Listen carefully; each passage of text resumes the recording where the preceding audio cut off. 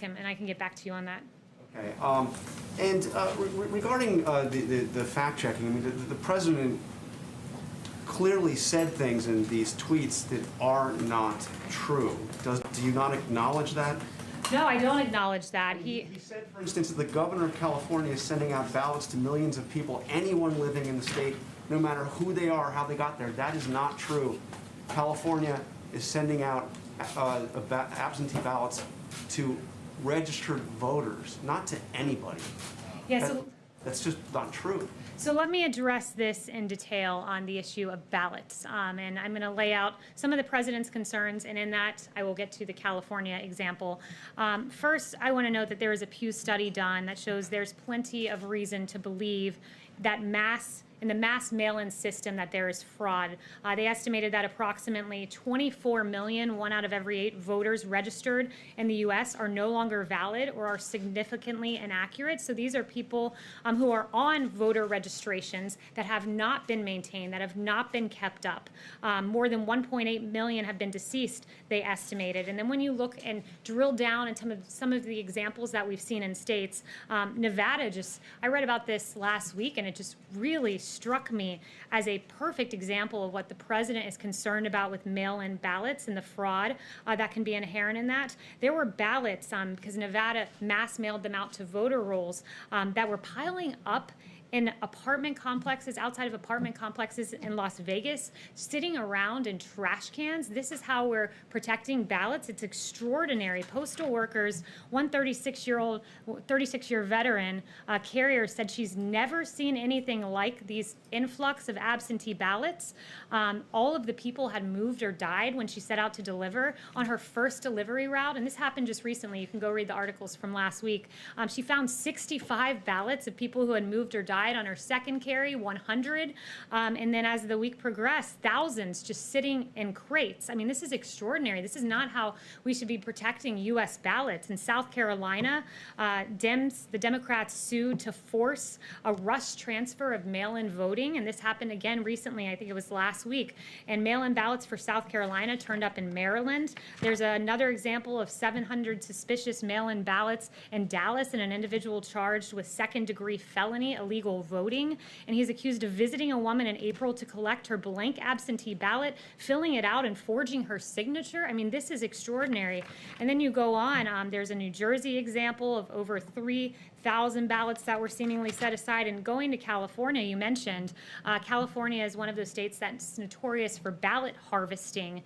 And in 2018, the registrar in Orange County said that they reported that his office had people dropping off maybe 100 or 200 ballots at a time, and somehow in LA County, 112% of LA County is registered to vote. So the problem is this: when you don't clean your register and you send out your entire register, auto send out these ballots, they end up in trash cans like in Nevada. They are subject to fraud, and that is extremely troubling. But Kayleigh, I asked you a very specific question. The president said that California was sending out ballots to everybody in the state. That is a false statement. It is not correct. Will the president correct that, acknowledge that what he said is simply not true? There is an executive order that was put into place recently by Gavin Newsom that would auto-send to voter rolls, and that would lead to what the president was suggesting.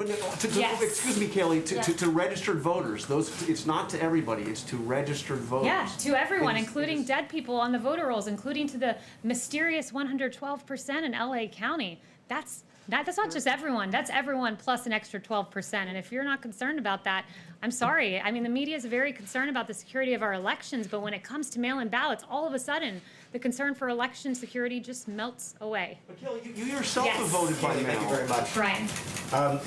Research on mail-in ballots. Research has shown that, one, it doesn't benefit either party. It increases voter participation. Secretaries of State of both parties are still pursuing it.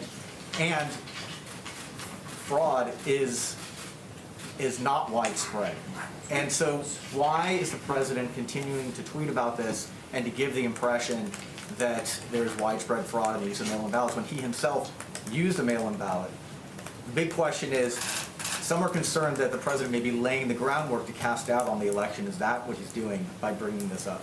Well, I appreciate you bringing up this question and specifically the component about the president using mail-in ballots. There's an important distinction, and I think it's lost upon a lot of people, but it's important to make, is that the president is okay with mail-in voting so long as you have a reason. He's not okay with mass mail-in voting where you auto-send, as I said, to all of these voter rolls with people who are dead that are subject to fraud. That is the case. I listed off for you, I think 3 of the 5 examples I gave you were from just this week and last week. So this does happen. And research has shown, Stanford University did a research study that showed that there wasn't widespread fraud in these vote by mail, and that it didn't benefit either party and increased voter participation. So why would the president be against that? Yeah, it is subject to both parties. This can hurt both parties. I would note that a bipartisan commission, led in part by President Jimmy Carter, a Democrat, concluded that mail-in ballots, quote, remain the largest source of potential voter fraud. So moving the entire country to that system doesn't make sense, and doing so in a hurried fashion ahead of November.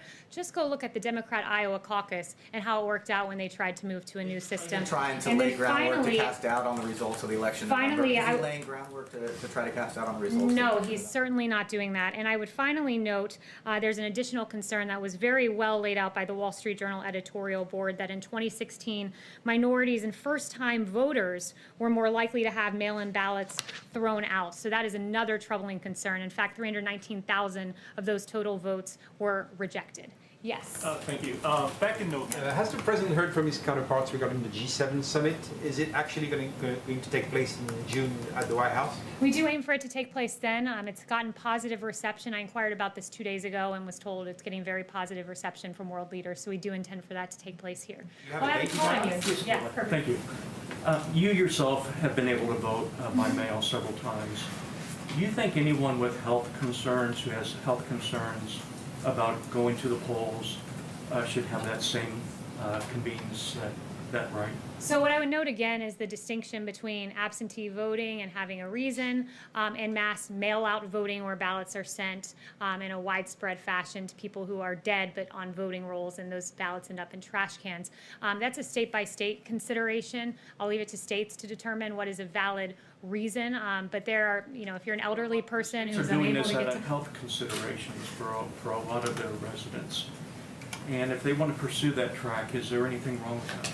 Again, I mean, you're asking, I assume you're asking with relation to the pandemic that's going on. None of us know where we're going to be in November. I'd first note that.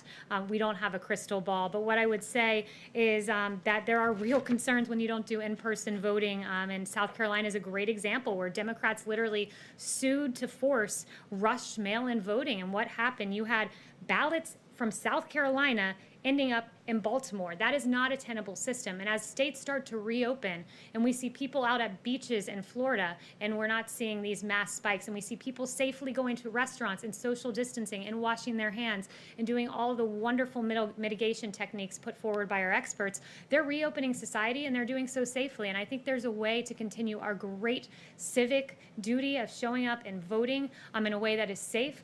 In the same way it's safe to eat at a restaurant, it's safe to go to a beach, we can vote in a safe fashion. And I think that's something that is good and to be celebrated as we head to November. All right, I think I took